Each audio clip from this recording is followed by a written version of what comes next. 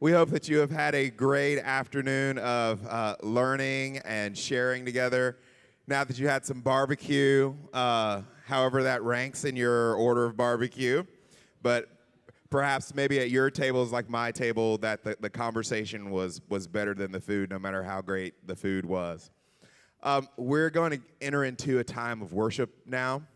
And just to remind ourselves that the thread that holds all of this together is our love and dedication to Jesus Christ and to God through what he's done through Jesus on the cross for us. And that's what we share with the world. So as we enter into that season of praise together, I'm going to ask if we could stand for prayer, and then we'll enter into a time of worship. God, for this time together, we give you thanks. And we ask, God, that you continue to open our eyes to the places where we have become blind, that you would open our ears to the place where we've become deaf. Lord, to your movement, to your spirit in our midst and amongst us and through us, in the lives of people that we have not met, and maybe sometimes, God, in the lives of people for whom they seem distant and other to us.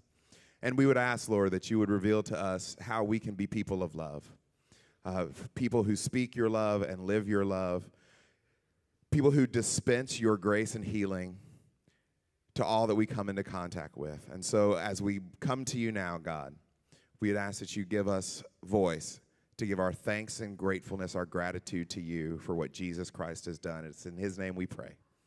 Amen. The cross, our way to freedom. The cross, our wrath to bear. But God, so rich in mercy, took our place and saved us there. Lift him high, all praise to Jesus. Lift him high for all to see. Lift him high, the cross of Calvary, where mercy died to set us free. Our King who reigns victorious now sits upon his throne. Forever he is worshipped. Glory to our God alone. Lift him high, all praise to Jesus. Lift him high for all to see. Lift him high, the cross of Calvary, where mercy died to set us free. All the saints adore you, heaven bows before you. Worthy is the great I am. All the saints adore you, heaven bows before you. Worthy is the great I am. All the saints adore you, heaven bows before you. Worthy is the great I am. And all the saints adore you, heaven bows before you. Worthy is the great. Let's lift him up, sing it out, come on. Lift him high, oh praise to Jesus. Lift him high for all to see. Lift him high, the cross of Calvary, where mercy died to set us free. Lift him high, all praise to Jesus. Lift him high for all to see. Lift him high, the cross of Calvary, where mercy died to set us free. Mercy died to set us free. Mercy died to set us free. Someone shout amen. Once I was lost, wandering in darkness, no life inside, no hope inside. He called my name and healed my blindness, set me ablaze. Now I'm alive with his love breaking through my heart of stone, love breathing to awake my bones, love reaching out to save my soul, love never gonna let me go. And now my heart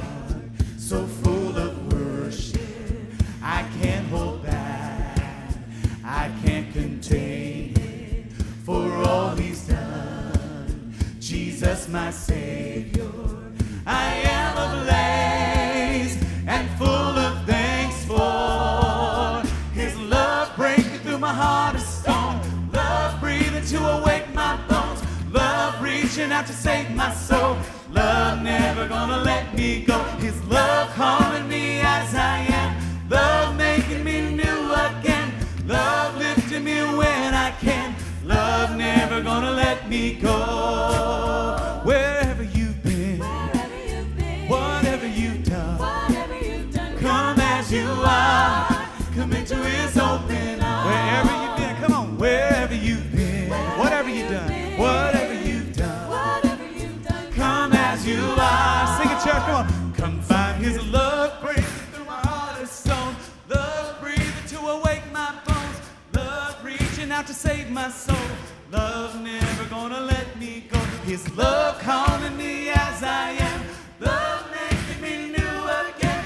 Love lifting me when I can't. Love never gonna let me go. His love breaking through my heart of stone. Love breathing to awake my bones. Love reaching out to save my soul.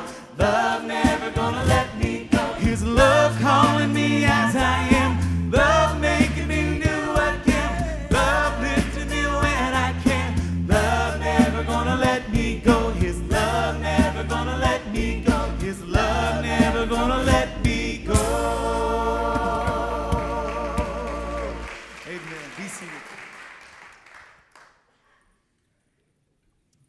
Well, all right. You guys mind if I teach you a little poetry here so you can help me out? All right. So the line goes like this, and I'll tell you which words to say. So the line goes, that which may look like an obstacle is really just proof that our God is unstoppable. So if you guys can help me with God is unstoppable, let's try it out here. That which may look like an obstacle is really just proof that our God is unstoppable. In the beginning, there was an unstoppable plan, an arrangement that was so outrageous that all nature was created just to accomplish its ends. And the whole vastness of uncreation, the whole expanse of non-existence couldn't impede our insuppressible God from creating a universe out of his simple insistence. For that which may look like an obstacle is really just proof that our God is unstoppable. And ours is a history filled with obstacles.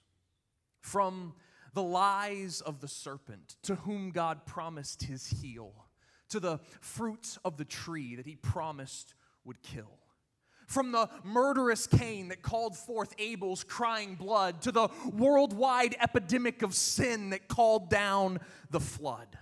From the massive Red Sea that stood in Israel's way, to the chariots that pursued her so that she may be slain. From the mocking giant that stood between David and his crown, to the giant walls of Jericho that without a touch came tumbling down. From wild beasts like Daniel's lions and Jonah's enormous fish, nothing can stop our God from doing all that he may wish. Because that which may look like an obstacle is really just proof that our God is unstoppable. And nowhere is this truth more true than in the truth of Emmanuel. Because it truly is uncalculable to try to count the number of plans that had to take place for God to be born as a babe in Bethlehem. But neither Mary or the manger or Herod or his wise men were outside the woven fabric of God's forbearing intention. From the womb that bore him to the hands that raised him, from the coins that bought him to the lips that betrayed him, from the cords that bound him to the crowd that abased him, from the whips that scourged him to the crown that debased him, from the nails that held him to the cross that slay him, everything that man and Satan could do to subdue him was only and always part of God's plan to do through him. Because guys, even in the crucifixion, that which may look like an obstacle is really just proof that our God is unstoppable. Because even as he lay in the grave, God's power became uncomfortable. Because death laying claim to our God is absolutely unsuitable.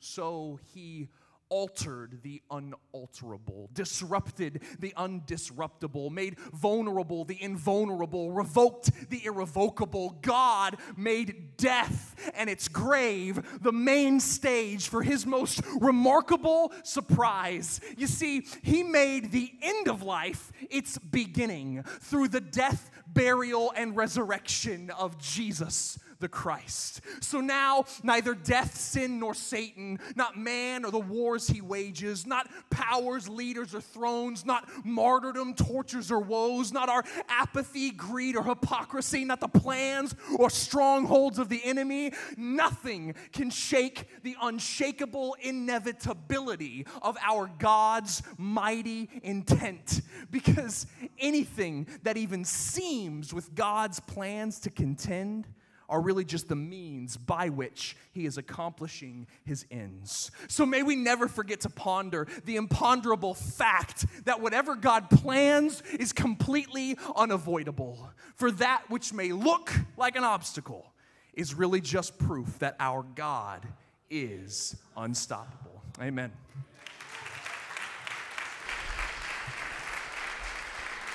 Let's stand one more time for Brother Don comes.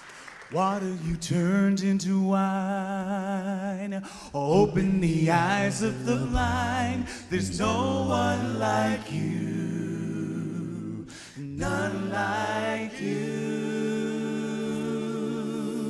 Into the darkness you shine, and out of the ashes we rise. There's no one like you, none like you. And our God is greater, and our God is stronger, and God, you are higher than any other.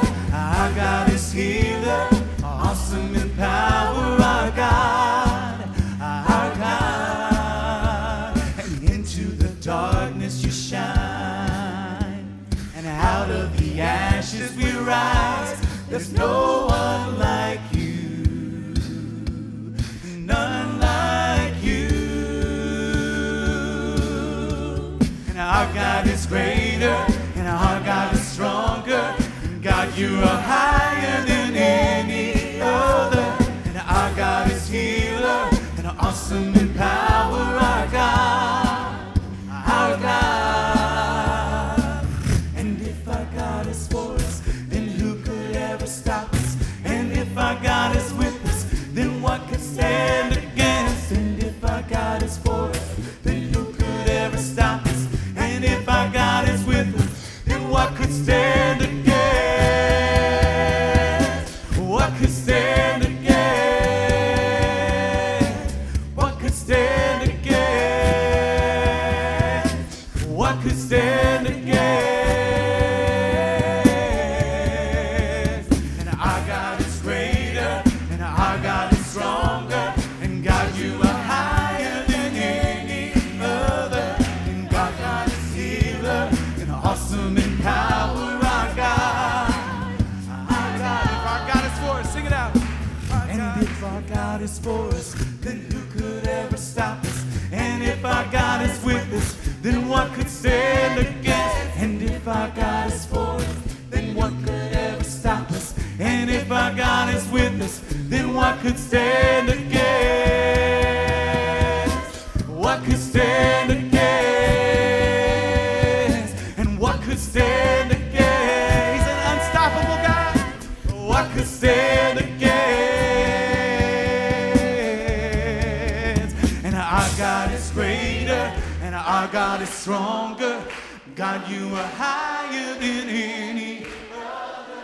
And our God is healer, and awesome in power, our God. Our God.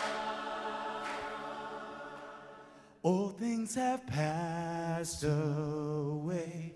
Your love has stayed the same. Your constant grace remains the cornerstone.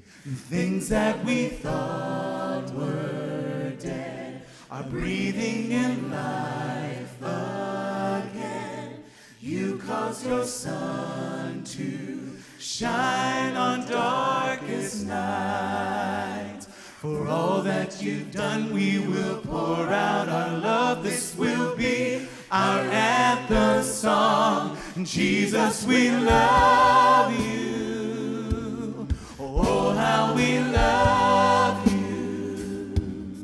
You are the one our hearts adore. The hopeless have found their hope. The orphans now have a home. All that was lost has found its place in you.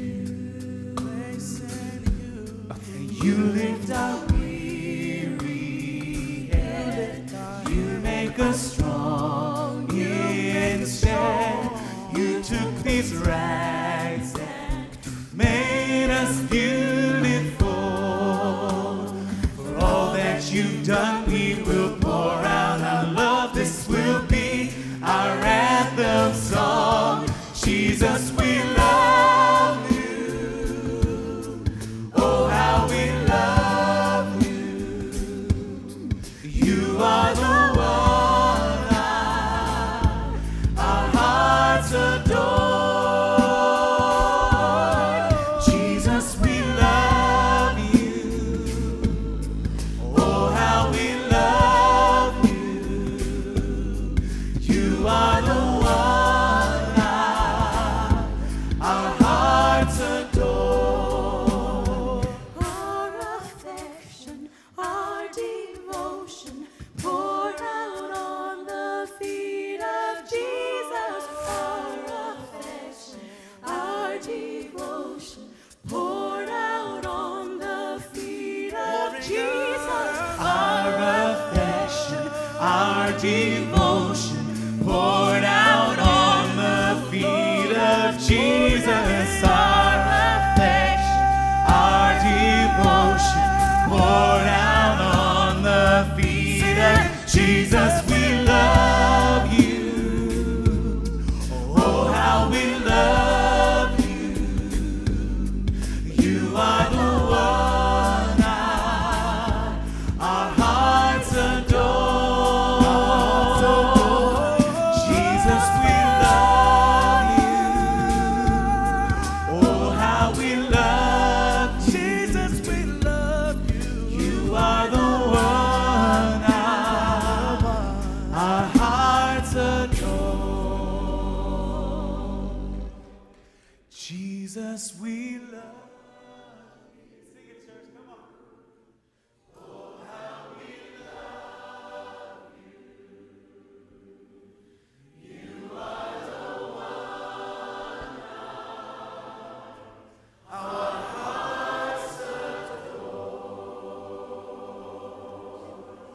Jesus, we love you. Oh, how we love you. You are the one. You are the one. Our hearts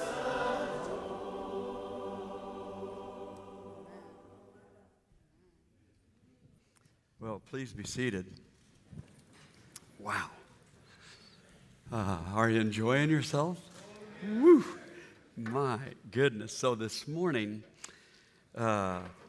originally my wife, Susan, was going to come with us, and she wasn't able to be here, but I didn't want her to miss the worship, you know? And so this morning I was standing in the back, and I texted her, and I said, I'm going to FaceTime you, but don't say hello, because like we were in here with you. Hey, how you doing, you know? And then, so I held up the phone, and I was FaceTiming you all worshiping. And then when I finally pulled the camera away, we were both crying. You know, it means so much to get to be here with you and to worship together. It's awesome. I know there will be more recognition this weekend for all the people that have volunteered, but I would like for you to show your appreciation to our awesome tech crew up here in the back. So I went up there a minute ago just to give a few last-minute little details on this, and they're all worshiping and praising up there. So I walked up, they said, if you're up here, you got to praise, right? So I'm trying to praise while I'm telling them what we're going to do next. So what I'd like for you to do is we'll do a Bible study together. And one of the things I want us to think about, and I've shared this with a few of you, but as Orpheus and I were talking about this weekend, I said, Orpheus, when I was 13 years old, the Church of Christ wrapped its arms around my family. When I was 13 years old, that's when we came to the Church of Christ. Some of you know the background of my story, so I'm not going to tell it right now, but we needed arms wrapped around us, and they did. And when they wrapped their arms around us, one of the things that they started doing right away was they started pointing to Scripture and saying, when you look at that verse, here's what it means, and it matters. Here's what that verse means, and it matters. That same church still has its arms wrapped around me. And it is still saying to me, look at that verse. Now, when I do, I realize that some of the things they told me it meant, well, we're negotiating those, right? But I still know it matters.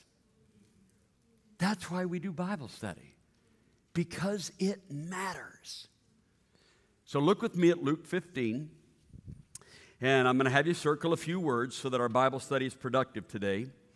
Now, the tax collectors and sinners were all gathering around to hear Jesus. So I want you to start with me on this. They were gathering around him. Something had transitioned in their lives in meeting Jesus to where they now had this feeling about themselves that if they found Jesus, that they could gather themselves around him. You understand, we know the stories of the tax collectors. One of the ways we know it is through Zacchaeus, right? And when Zacchaeus comes down out of the tree and Jesus makes a comment about going to his house, all of the people are just instantly incensed.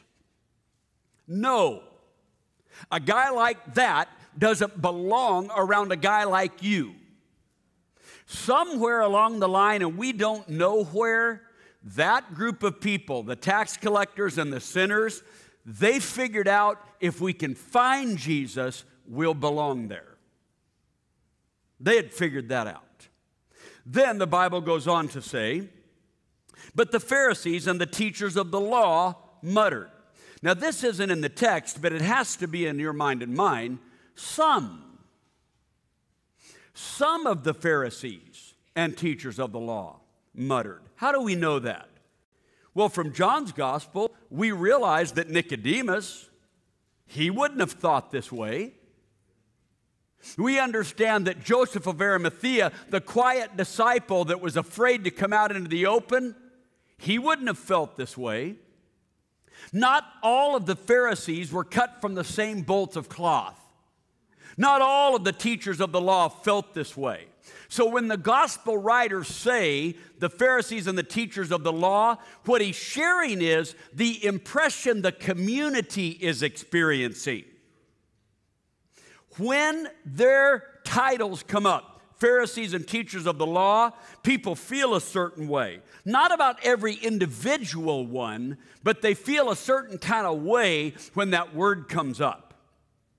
So sometimes when someone says, hey, would you go to church with me? I don't know. Right? Hey, you know, what's your dad do for a living? My dad's a fireman. My dad's a banker. My dad's this. My dad's a preacher. Really? What's that like? You feel what I'm saying? Not everyone has a negative experience, agreed? But there's some kind of feeling that goes with these titles. So when he says the Pharisees and the teachers of the law muttered, some of them, the ones that were there, muttered.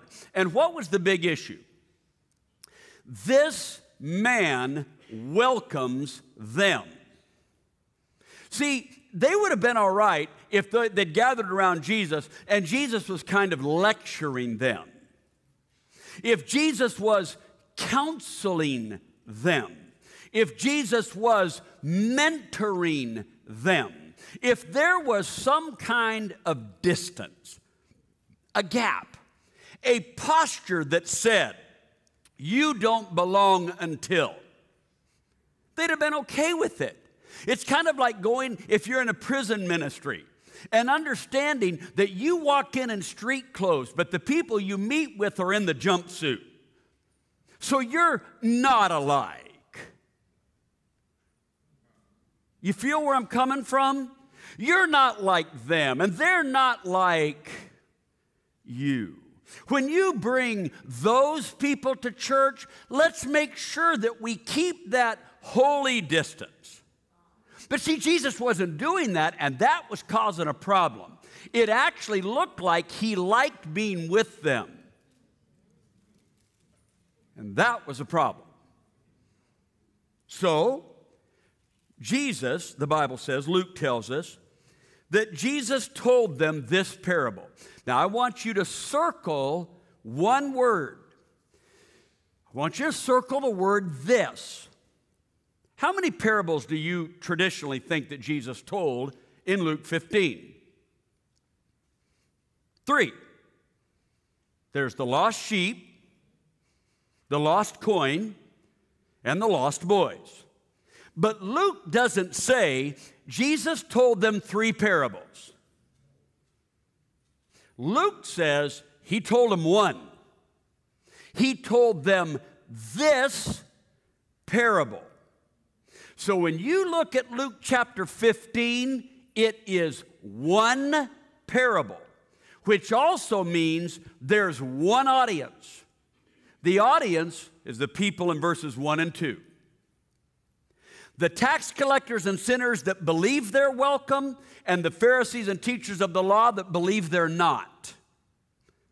So Jesus tells them 1 parable. Let's look at the 1 parable. What does the Bible say? So Jesus told them this parable. Suppose one of you has 100 sheep and loses one of them. What do you do? Well, you think to yourself and you call your accountant and you say, hey man, how many sheep have we lost like over the last 3 seasons? Well, I don't remember. I think we lost Buffy and Scruffy last year, and I think we lost 2 or 3 the year before. So what are we running? 97%, 98%, somewhere around there? Yeah, I think that's right. Okay, good. Well, we lost one. Don't sweat it. No, Jesus says, suppose you lost one. What would you do? Oh, well, my goodness, you'd go chase it down. And when you get there, you sling that thing up over your shoulder, you spank that thing all the way back to the corral, and you make sure it never does that again. Well, no, actually, you go hunt for it. You joyfully put it around your shoulders. And when you get back, all of the neighbors are waiting because they know you went after it. So now they're all excited. And the truth is that this is what heaven is like. When one comes home, heaven erupts in joy. Well, then he says, let's suggest something else. Maybe like a woman loses a coin, right? And she's got 10, and she loses one. She's still at 90%, but this is no good. She just turns the house upside down. If Jesus was here today, he'd say something like, you ever lost your keys? Well, yeah. Like a fob on a new car that cost you $1,000 to replace the dumb thing? Yeah. How'd you search for that? Well, I went crazy. No. How'd you search when you lost your cell phone? Oh my goodness, my life is in my phone. Yeah. He said, well, that's how this lady searched for the coin. It was like she'd lost a part of her life. And when she found it, that's why she was so excited. Because what she had lost was a part of herself. And when she found it, her neighbors got it. And everybody rejoiced. And he says, heaven's kind of like that. There's rejoicing in the presence of the angels when just one is found. So now look at verse 11 and see if this doesn't make sense. Jesus continued. Because how many parables is he telling? Just one. So Jesus continued, there was a man who had 2 boys, right?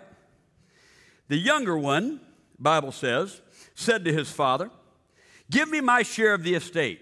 So he did. Some of you are thinking, I'm going to give you my share of the estate. Father gave it to him.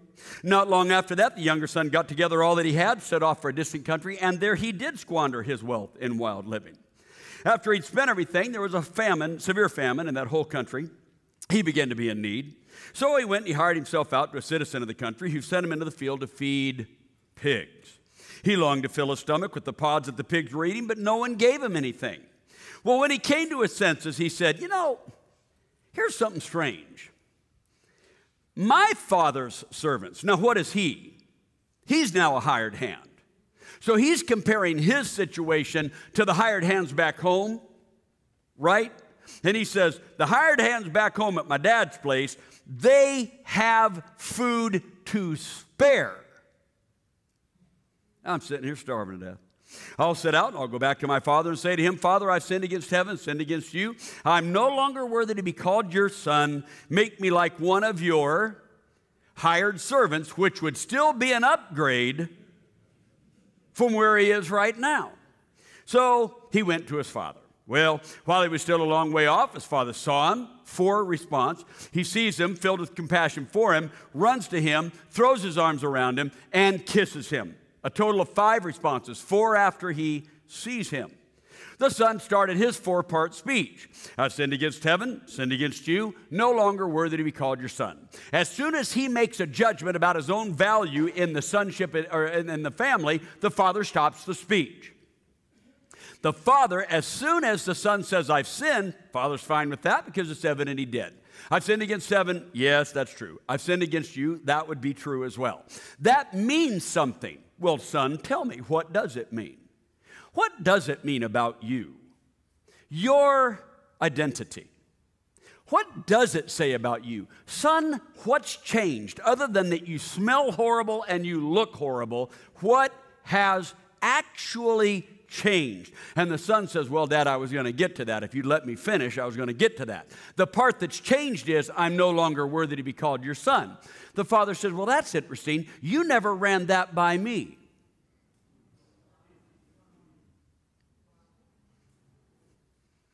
You never even gave me the opportunity to speak about that. So I think I'll take the opportunity now. Quick, he says to his servants, go bring the best robe and put sandals on his feet, write a ring on his finger, kill the fattened calf. For the son of mine was dead and is alive again, was lost and found. So they go in and they begin to celebrate, right? So the son comes back and says, given my circumstances, I've come to some conclusions. The conclusion is that I'm not worthy to be called your son. The father says, you are absolutely wrong about that. Isn't your choice anyway. I'm going to prove to you as best I know how that you are worthy to be called my son. That whatever's changed about you, your identity hasn't. The son seems to receive it. Apparently, he goes inside, got a nice robe on, ring, sandals, everybody's dancing and having a good time. As with many things in life, there's a word that starts the next phrase, meanwhile. Meanwhile, the older brother comes in from the field. I can imagine this servant kind of steps outside, drink in one hand, plate in the other. Look, man, if you were a servant back in those days and you had a plate full of food and a drink in the other hand and there's dancing, this was a good day. So he's excited. Brother says, what's going on in there? He doesn't have any inkling that this will be problematic. Oh, it's exciting. Your brother came home, right? Can you imagine as he keeps on telling the speech how the servant's voice changes? Because he's watching the look on the brother's face. He's watching his body language. You see, the older brother, like the Pharisees, thinks that a boy like that ought to be kept at a holy distance. So when the servant comes out, he said, man, it's awesome. Your brother came home. Man, your dad killed the fattened calf. And We're celebrating inside, and I think I'll go back inside myself. So he goes back inside and tells the dad, not everybody's as happy about this as you are. So what's the dad say? He has been the biggest pain since the day he was born. I'm glad I had 2 boys. At least one of them was fun. That older boy, I'm telling you, he's been impossible. You think I want to go out there and go through one more fit that he's going to throw? No. The father goes out and he pleads with him. But the older brother isn't having it. What's the older brother say?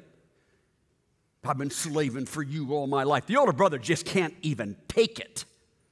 Everything that's been boiling in him just blows open. And it splatters all over the father. Accusation this, accusation that. This is what you've always been like, Dad. This is nothing new. This is the problem with you, man. If you're the father, what do? Especially when he gets to the line of, oh, and by the way, this boy you've welcomed home, he went and squandered your property with prostitutes. And now, how do you welcome him home? A big old party for the prostitute brother. So the father says, well, I won't say what I would have said if I was a father because this would be inappropriate. But the father says 2 words. My son. Because you see, the older brother has the same problem that the younger brother has. He has an identity issue. He doesn't know who he is in the family. He doesn't know who he is to the father. The father says, man, you're always with me. Everything I've got is yours. But he said, you do realize that you also have a brother. And when your brother came home, our family was whole again. What were we going to do but celebrate? Now, how many of you, to a degree, are fairly familiar with the ground we've covered? It's okay. Shake your head, yes, no, or maybe. It'll go faster. All right? So why was the younger brother a mess? What was the younger brother's problem? Why was the younger brother out there in the pig slop? Well, his older brother said, well, I can tell you why. I know why, and I can tell you why. You want to know why my little brother had a problem? Hookers. Hookers. He spent all his money on prostitutes. You want to know what's the problem with my little brother? He makes terrible decisions. That's what's wrong with my little brother. Now, how many of you have a little brother in your life? I don't mean a little physical brother. I mean, how many of you have someone in your life, if someone said to you, what's the problem? They make terrible decisions.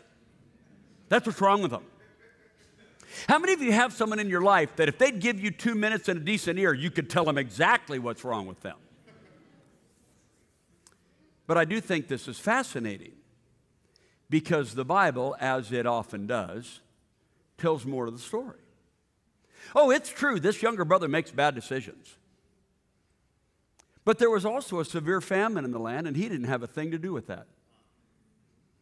There's a terrible famine. It affected everyone, including him. So the fact that he made bad decisions, that's one of his problems. But the fact that there's a famine in the land, that's not on him. That's not his issue. He didn't bring it. He didn't deserve it. So let me ask you something. When you look at troubles in our country, troubles in your city, troubles on the news, troubles in neighborhoods, at-risk neighborhoods, do you know why they have so many problems? Well, you bet I do. They make bad decisions. They're drug addicts. They're violent. So you know why they have problems. Now, I would find this fascinating because my guess is if somebody asked you about your problems, you might give a fuller story. Why does your family member, someone in your church, someone at work, someone you love, why do they have issues? You might give a fuller story. You might say, well, they've made some bad decisions, but this and this and this. You see, what I find interesting is we ignore the famine in the land. We have a famine of justice in this land. There isn't equal justice. We happen to be a church that's filled with lawyers. It is kind of a funny thing. Some churches have doctors, some have real estate agents. We have over 20 lawyers in our church. It's kind of crazy. Thankfully, one of our elders is a lawyer, and he's a great spiritual guide that guides all these men and women to do wonderful things with their talents. But one of those lawyers said to me, Don, we don't have a justice system. We have a legal system. Justice is a value. And you can pursue it through a legal system. But people can do unbelievably unjust things legally. There are many people in our nation that, due to their economics, experience a famine of justice. So for many of us, when we look at problems in their community, the one answer we give is they just need to quit doing bad things. Well, you know what? I have discovered through our work in Atlanta that many people who aren't doing bad things still can't get justice when they need it. It's a famine in the land. I hear people say, well, you know, they should do a better job managing their money. I agree. So sometimes when people are economically stressed, do they do bad things with their money? Come on, admit it. It'll go faster. Right? Yes, they do. But you know what else is fascinating?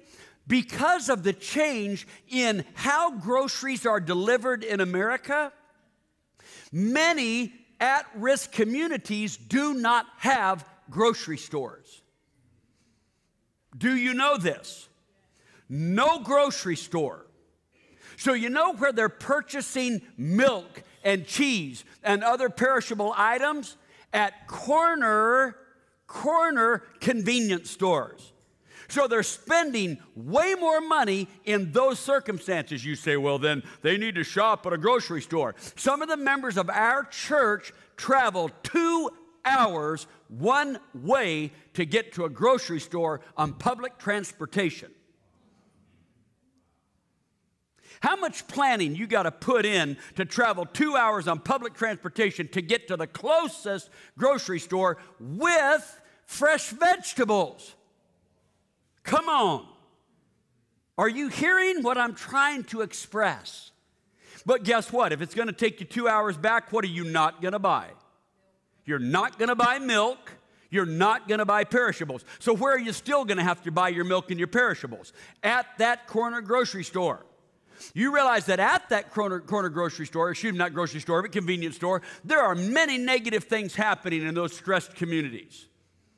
There are places at those stores where their own children are not safe. So they took their kids with them shopping, right, to go to the store. But then they had to take them home and then walk back to the corner store to get the perishables. Are you hearing the famine in the land?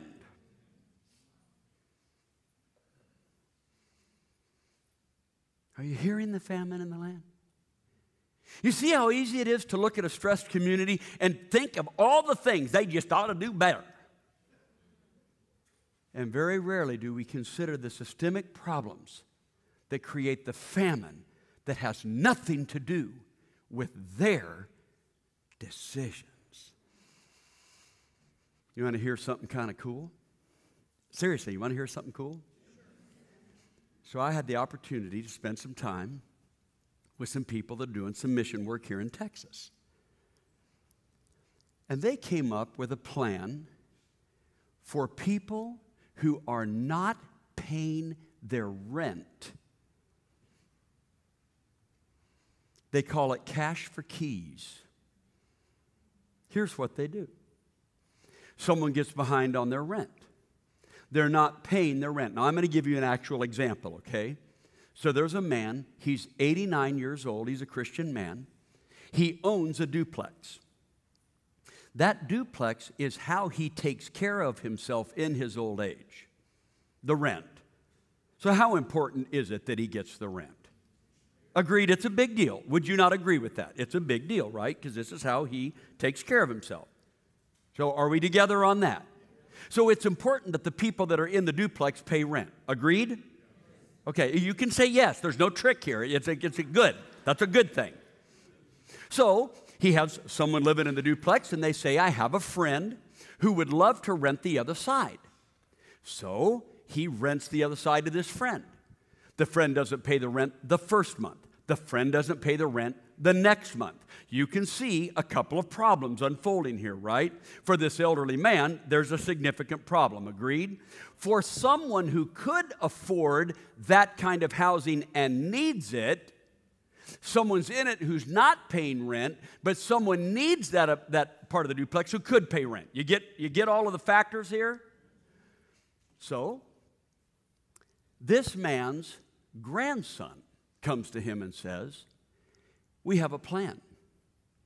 Why don't we offer this woman $500 cash to move out?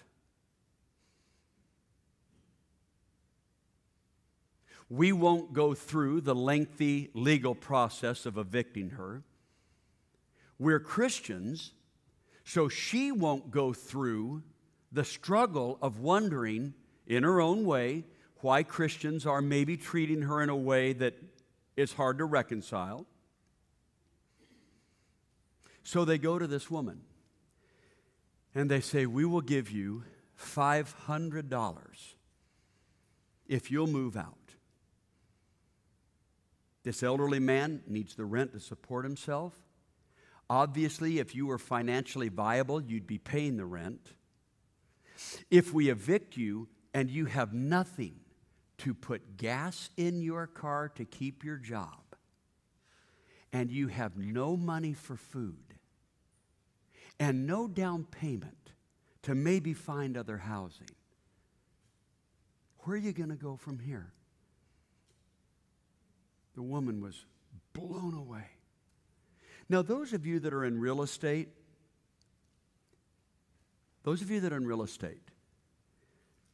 that's kind of a good deal, isn't it?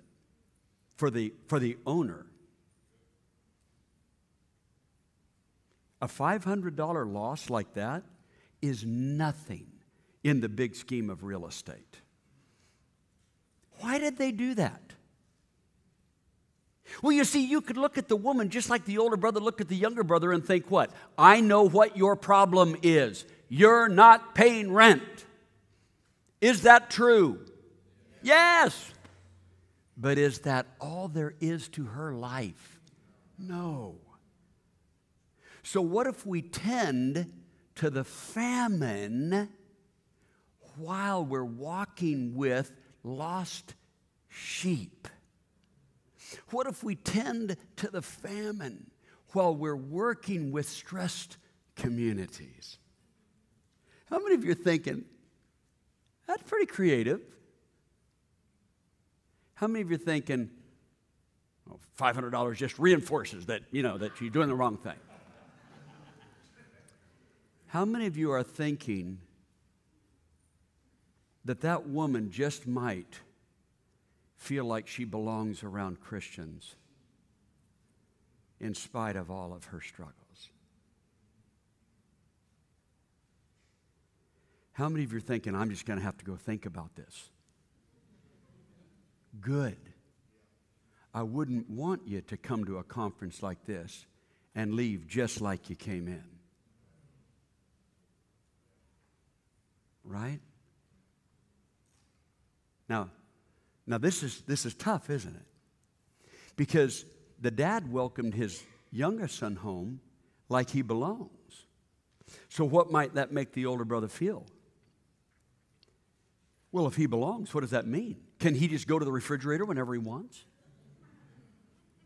I mean, like, can he take a shower and use my shampoo? right? I mean, what if he gets in my closet and pulls out one of my robes? Can he like act like he belongs here? And the father said, yeah, I started with my robe, my ring, my sandals, so yes, I would suggest you would act like he belongs here. Just like you belong here, son. You see, the little brother is the sheep, lost far away. The older brother is the coin, lost right at home.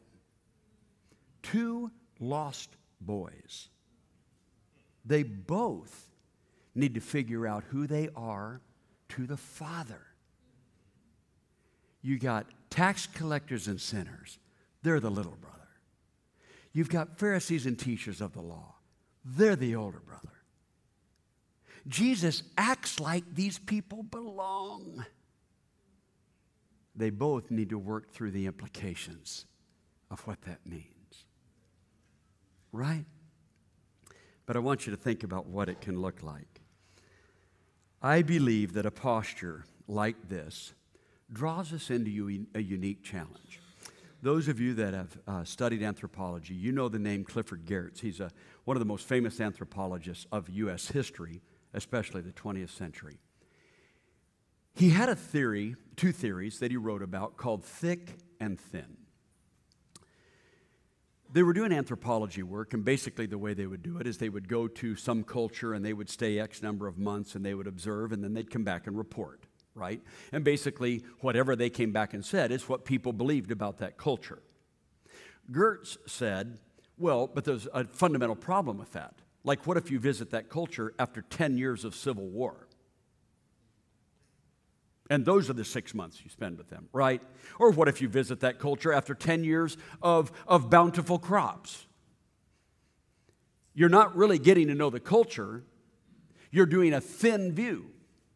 Thick would mean go spend time with the culture, learn the language of the culture. You give your observations, let them correct your observations, let them tell their own story, let them explain what it was like before the Civil War, after the Civil War, what it was like when they had a famine, what it was like when they had plenty. Let them tell their own story and visit and visit and visit and observe and observe and observe and report and report and report and visit and visit and visit. How many of us wish that the church looked at each member with a thick view?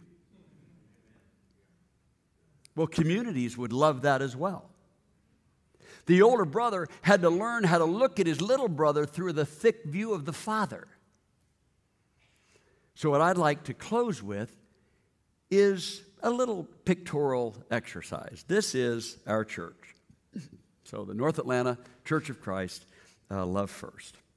So I'll go through these pictures real quickly. Over there on the left is one of our elders. We were participating in one of the churches in Atlanta that we partner with. And see that lady back there over my left shoulder? See that lady there?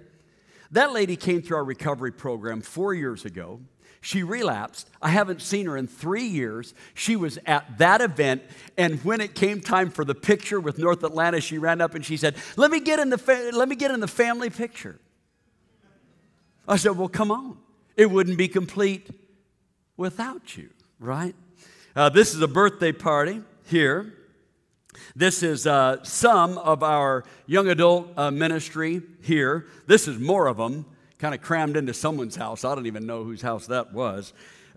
Children's ministry right here. And more children's ministry, more children's ministry, more children's ministry, and then college ministry, Benny Harris there. And senior citizens ministry there. More senior citizens ministry, a mission trip, and I am just not exactly sure if I was having go back one. I don't know what that meant. Was I thinking theological or was I constipated? One of the two. And they're a lot alike. Those experiences are a lot alike, right? This one here, this is one of my favorite pictures. Remember I told you in the first session that Chloe finds her way into nearly any picture, but these are great, great leaders in our church. One of our elders there in the middle. Go to the next one. This is one of our preaching interns is someone, Lucas Thrada, and then my granddaughter also finds her way into pictures. One of our elders, one of our future elders. There and putting together our annual Cinco de Mayo feast that the church enjoys. Keep going forward on that. They cook for about 3 days, and Stephen knows, there's no better eating anywhere in the world. This is one of our leaders, Justin Babineau, who is one of our newly minted lawyers right there. The next one, the men's group that Stephen and I are a part of. I've been a part of it for the last 20 years. He's been a part of it since he came to Atlanta. And then this is our preschool. Our preschool has a little over 100 students and about 120 students. 95% of them are from India. And they live in the neighborhood. And so this is my son and daughter, or granddaughter, and another one of the members of our church coaching that little team. This is one of our ministers spending time with one of the Hindu fathers at a feast we held for preschool. The next one, this is Varsha. And that's with my wife. And Varsha came to the United States with her husband, who was in the tech industry, and they brought their children to our preschool. And then through that, she came to Christ, to know Jesus Christ. And then this is the preschool. Now, stay on this one for a moment. This is the preschool staff. You understand why they look like this, right? Look at the staff. You get why they look like this, right? You understand? Because our neighborhood looks like this. That's what a neighborhood looks like. Ruby Bridges came to spend some time with us, and while she was with us, we set up our gymnasium like your gym. We set it up as a big labyrinth so people could go through the history of slavery and racism from Britain all the way through the United States. Several of our families then participated at each stop along the journey to tell the story until they got around to where Ruby was, and we recreated her first grade class from William Frantz Elementary in 1960 in New Orleans, where she integrated public schools in the South. It was a great experience with her. Keep going here. Baby dedication. The next one is called a Be the Bridge group. How many of you are familiar with Be the Bridge? Very good. Started here in Texas. The lady that started it, Latasha Morrison, was actually living in Austin, and we finally wooed her back to Atlanta. So she came home. But I want to tell you about this group. And so this Be the Bridge group here, you'll notice that it is intentionally diverse. That's the point about it, right? But here's kind of fascinating. This lady in the red right here, my wife met her through the working at our community sports center. She's Muslim. And so this is a wide open Christian group. She knows it. She knew it before she got in. One of the things she said is, I don't understand it, but when I'm with the church, this church is where I feel the most peaceful. Okay? The lady, 5 people down, back there in the white, right there. So she's from India. She's exploring faith, while the lady 3 people away from here, over here in the glasses and the gray on this side, she's from India. She's a Christian, Sudasha. She's helping her in this process of people coming to talk openly and freely through the things that have wounded us racially and bringing about healing through this. This is Susan and then Stephen's wife, Alicia. They are partners in leading this ministry. Whenever the two of them get together, the earth shakes and great things happen. And then this is several of our leaders at the church. You'll recognize Latasha there in the middle. She moved back to Atlanta, and she's done several things through our church to help us grow. The next one, DJ Wells grew up on the left with our son on the right, and they both became missionaries, went to Russia together. Now they're back in Atlanta helping us grow our church, and Lucas Strada in the middle. This is another family here. Now, Brian is 6'10", plays professional basketball. And I asked Brian one time, I said, Brian, were you ever my height? He said, I was. He said, I think it was the 7th grade for about a week. Smart aleck. And then Mila and Natalie, and this is an important picture. That's Mila and Natalie, and then this is Mila and our daughter-in-law, Whitney. And then this is the Super Bowl party, but you can tell that we were smiling. It was the first half. Okay. Okay, then, oh, man, what a wipeout. Then Dr. Andrew Hairston, an awesome leader, 54 years at the Simpson Street Church of Christ in Atlanta, a great leader in Atlanta. The city honored him with a historic marker, and we got to go down there and spend that wonderful day with him. The next one is the Atlanta minority business luncheon. Over 1,200 leaders from Atlanta came to this. And one of our members there on the far left in the next picture was honored there as one of the entrepreneurs of Atlanta. And then this next picture is working with the King Center in bringing together black and white churches, black and white ministers in Atlanta, and serving with that effort, and going with them to the 50th anniversary of Martin Luther King Jr.'s assassination. One of our elders went with us on that trip, Kelly Brown. Next slide. And then we went to the place where they organized the sanitation workers' marches, and that was a brand new renovated park, and we got to participate in that. And then the final night of that trip, then Bernice addressed packed audience of over 4,000 people in the exact same auditorium where her father gave his last speech as well. This next one is working in a special effort. I want several of you that have been in law enforcement, I want you to think about this, or if you have friends in law enforcement. One of the things we're doing in Atlanta is in our county, DeKalb County, we got all the police chiefs of all the precincts in DeKalb County. We reached out to churches and we've matched them up. One church, one precinct. One church, one precinct. One church, one precinct. How many of you realize that we got a problem in the land with what's going on with perceptions and experiences of policing? Right? Agreed? Well, one thing to do is to highlight the problem. Another thing to do is participate in a solution. You got to do both.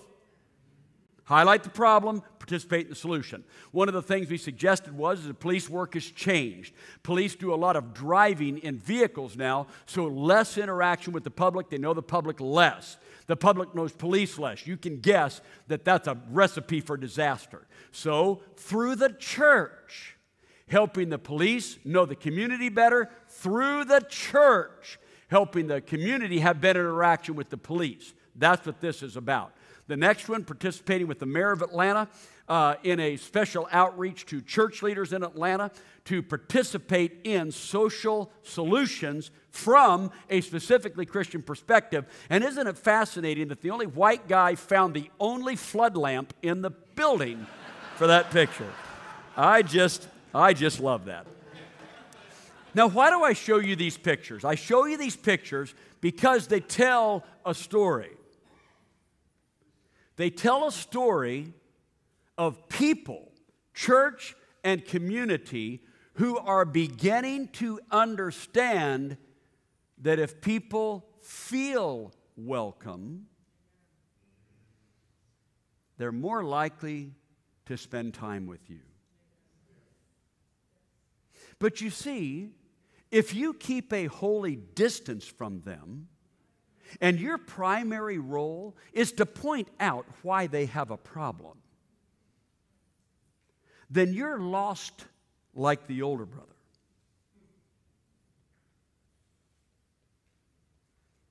But you see, the father says there was something bigger going on. Your little brother made some mistakes, but there was also a famine, and he was surrounded by cold-hearted people. Aren't you glad he came home, where warm-hearted people would help him even in the midst of a famine? Wouldn't you want to be a part of a family like that? At that minority business leaders luncheon, across the room I saw Dikembe Mutombo. You remember Dikembe Mutombo? Remember the basketball player, Dikembe Mutombo? Remember? Yeah. That's him on the left.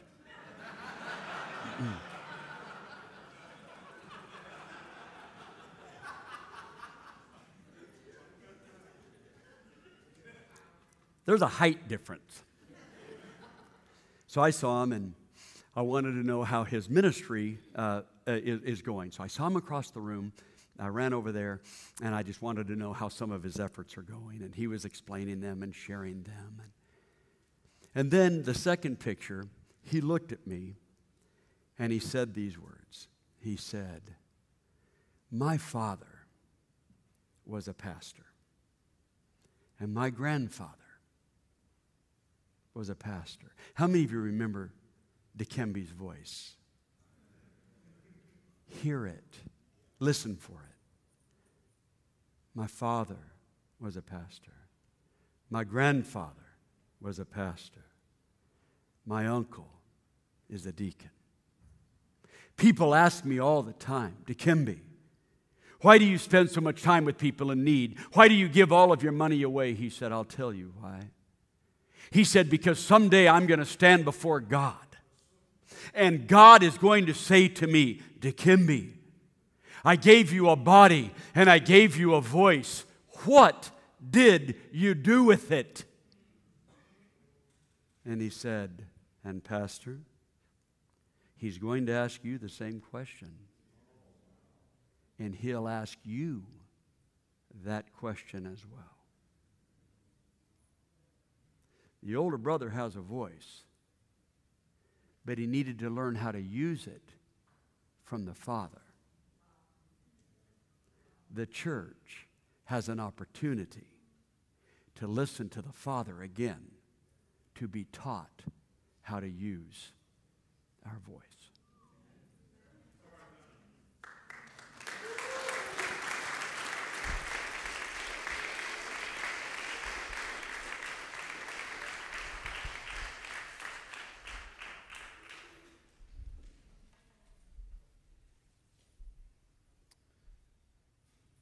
Thank you, brother.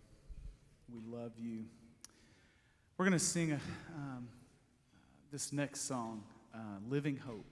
And we taught it yesterday at the pre-conference. And it's such a beautiful song that talks about this foundation that we have in Jesus Christ. And let's stand together and sing. How great the chasm that lay between us, how high the mountain I could not climb. In desperation, I turned to heaven and spoke your name into the night. Then through the darkness, your loving kindness tore through the shadows of my soul. The work is finished, the end is written. Jesus Christ, my living hope. Who could imagine so great a mercy? What heart could fathom such boundless grace? The God of ages stepped down from glory to wear my sin and bear my shame. The cross has spoken, I am forgiven. The King of Kings calls me his own. Beautiful Savior, I'm yours forever. Jesus Christ, my living hope. Hallelujah, praise the one who set me free. Hallelujah, death has lost its grip on me. You have broken every chain. There's salvation in your name, Jesus Christ, my living hope. Hallelujah, praise the one who set me free. Hallelujah, death has lost its grip on me.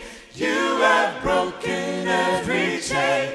There's salvation in your name, Jesus Christ, my living hope.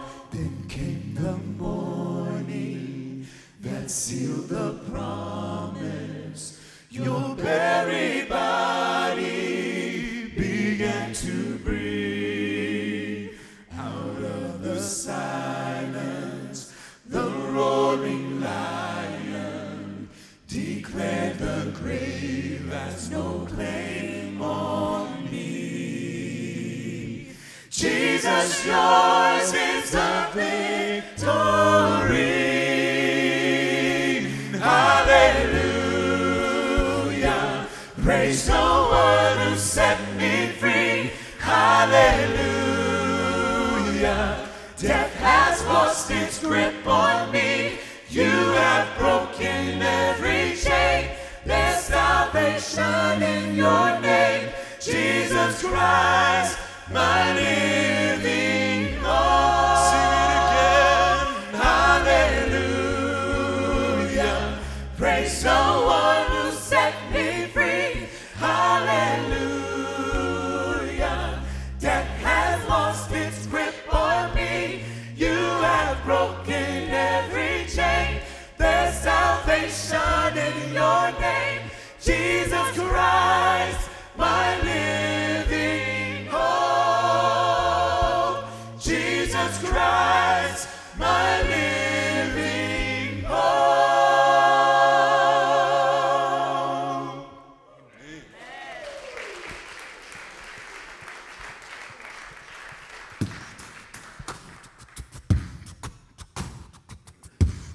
You know, I love what Don was talking about today with Luke chapter 15, about how in some ways we're all lost, but we have a home with God because of a reckless love that will not be defeated, that will not be thwarted, and he wants to take us all home with him, receive him unto himself, and remind us that we are sons and daughters.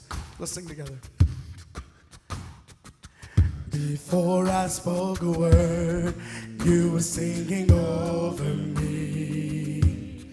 You have been so, so good to me. Before I took a breath, you breathed your life in me. You have been so, so kind to me. Sing it out, church. Oh, the overwhelming, never-ending, reckless love of God. Oh, it chases me down, fights till I'm found, leaves the 99.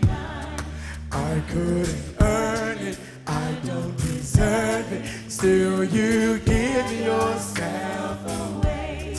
Oh, the overwhelming, never-ending, reckless love of God. When I was your foe, still your love fought for me. You have been so, so good to me. When I felt no worth, you paid it all for me.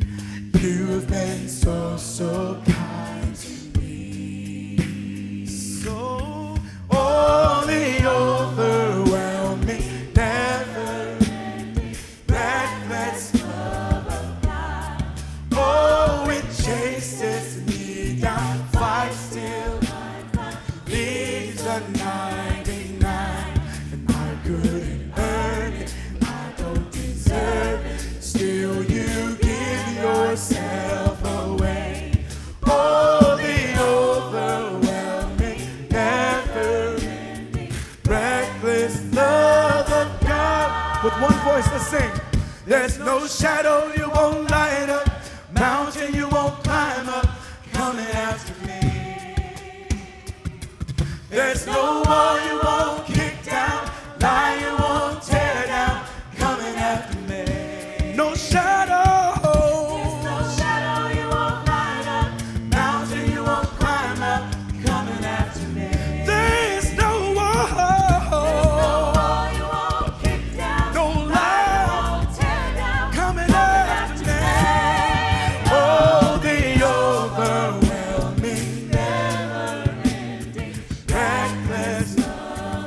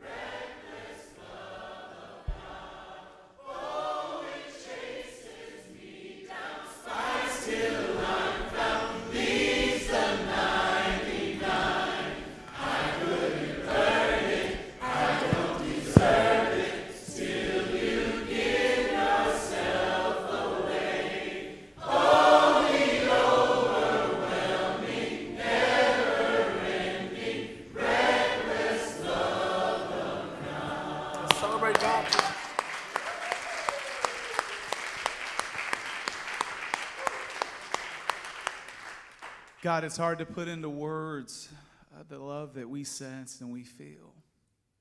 It's hard to put into words, Father, what it means when brothers and sisters gather together to proclaim your name.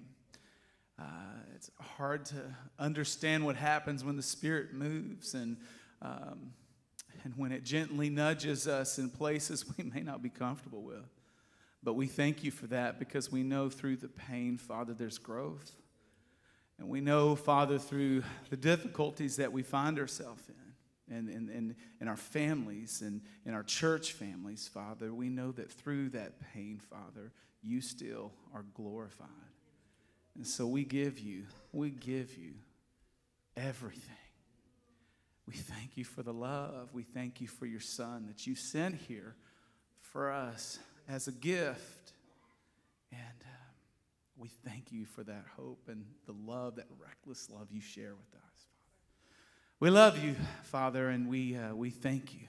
And so I just say this, Father, knowing you're here. We love you so much, and all that agree tonight say amen.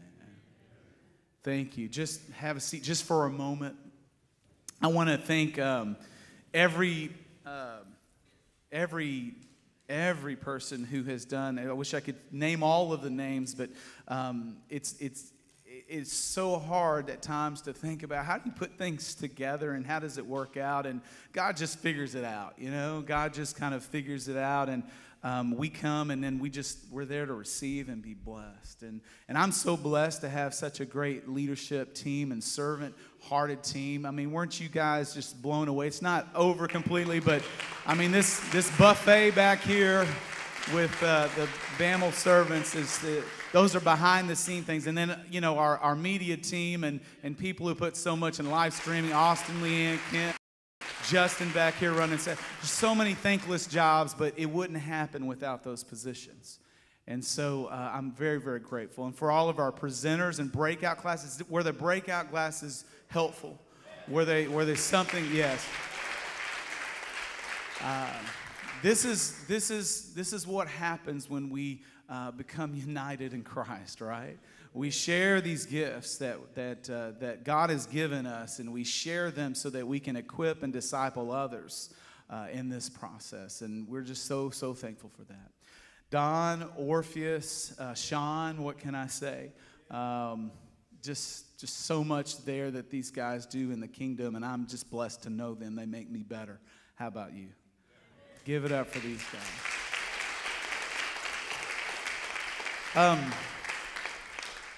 Jason Hale, where's Jason at? Jason, come up here. Jason with Street Ministries has been here. He's one of our big sponsors this year. He has a giveaway, and so he's going to do this bucket drawing thing. All right, shake it up. Okay, Ramleys is going to get to choose. It's the folded one, by the way. Okay.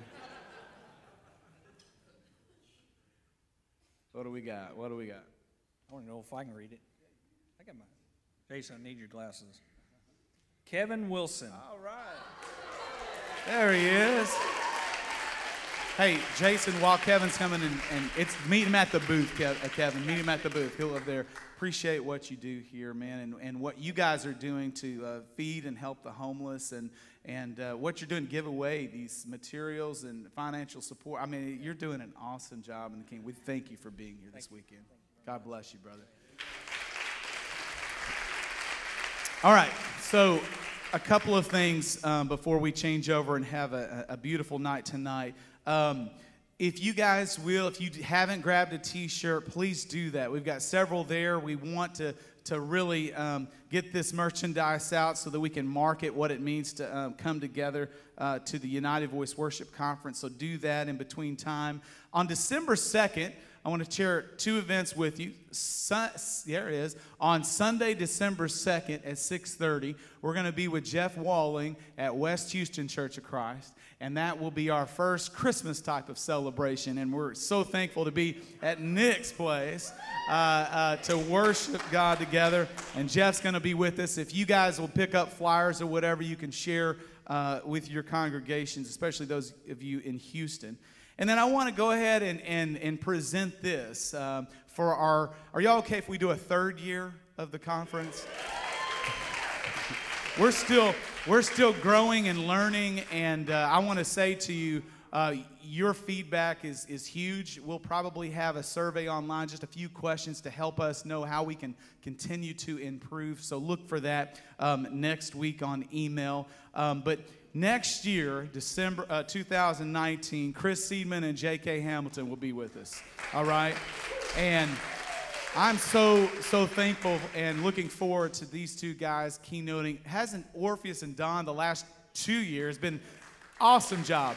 Well, they're going to continue this connection in the kingdom, and we want to get this message out. It's November 1st through 3rd again. And so now there's no excuse to know when is it going to happen, when's the week. Now you know, and we need you, and we need all of you, if you're live streaming today, to consider this next year. Word of mouth is the best way to travel this type of news and marketing. So if you will, share with friends and people not to miss the November 1st. Can you tell I'm a little tired? Because I'm just kind of talking it up tonight. All right, I got to tell you this, because you're going to love this. Time changes through tonight, all right? Did y'all know this? That's a blessing to me, because after it's over, we're going to be doing some setup. I got 1 more hour to sleep tonight. All right, don't forget that. But we are starting at 9 a.m. in the morning, and we're breaking all this down. We're going to be in the worship center, and that's the big glass doors when you come out of the parking lot. So tomorrow, 9 a.m., but you get 1 more hour to sleep. Those who are early, just get to fellowship, all right, for a little longer. All right, you don't want to miss tonight, but I know some will say, I've got to go to bed. But you don't want to miss tonight. 7 o'clock, we're going to be back in this room. And I've invited several awesome friends that are here in town. United, I don't know if you've heard of United. They're going to be with us tonight.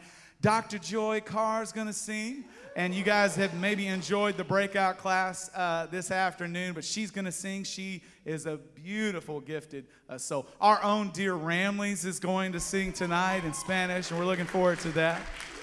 And then David Bowden. Hasn't David done a wonderful job in these? I mean, sometimes we don't realize how much art is out there. To utilize that in a worship setting is a beautiful thing. But David's going to be here tonight to share. And did I miss any others besides our...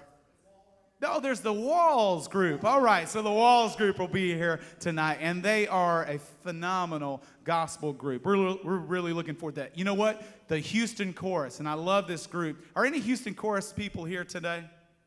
All right, they're coming tonight, all right? There's some I met this morning. They're coming tonight. They're getting ready, and they're from all over the community, and they get together. And Steve Adams. Is Steve here? Yeah, Steve's in the back. I don't have my car in front of me. Steve's going to lay it down tonight. So it's going to be good, man. It's going to be, and I tell you what, he brings it too. He brings it. All right. Hey, thank you. We're going to have a dinner break. We do have some more Spring Creek barbecue sandwiches, and Debbie will have them on display. If you'd like to stay on campus for the hour, that's okay. We'll have those on display back here, and don't just look at them. You can eat them and munch, whatever. Hey, thank you guys. Love you guys. We'll see you here in about an hour and a half. God bless you.